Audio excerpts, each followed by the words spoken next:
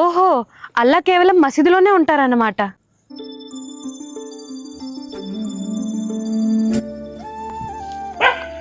ఏంటి బేటీ ఇక్కడికి వచ్చావు?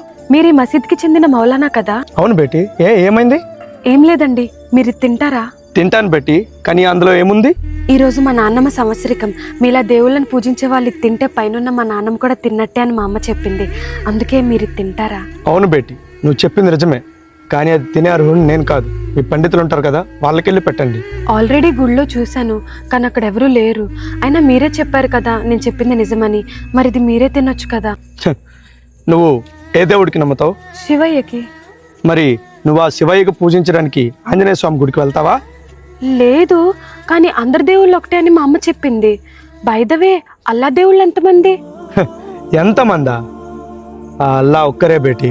మీరే అంటున్నారు కదా అల్లా ఒక్కరే అని, మరి నేను నమ్మే దేవుడు అల్లా ఒకటే కదా. రకరకాలుగా పిలుస్తున్నారేమో. ఫర్ ఎగ్జాంపుల్, నా పేరు ప్రియాంక, నన్ను మా ఇంట్లో పిల్లు అని పిలుస్తారు, నా ఫ్రెండ్స్ ప్రియా అని పిలుస్తారు, కానీ నేనన్న మనిషిని ఒకటే కదా, ప్రియాంక. అలాగే అల్లా, జీసస్, శివయ్య అందరూ ఒకటే కదా. నువ్వెన్ని చెప్పినా ఇక్కడ కేవలం అల్లా మాత్రమే ఉంటారు. ఇక్కడి నుంచి వెళ్ళమ్మా. ఓహో, అల్లా కేవలం మసీదులోనే ఉంటారన్నమాట. లేదు, ప్రతి చోట ఉంటారు. అవునా? రోడ్డు మీద ఉంటారు, షాపింగ్ మాల్స్ లో ఉంటారు, కూరగాయల మార్కెట్ లో అక్కడ కూడా ఉంటారు. మరి గుడిలో? చెప్పే కదా, అల్లా ఎక్కడైనా ఉంటారు, ఆ గుడిలో కూడా ఉంటా.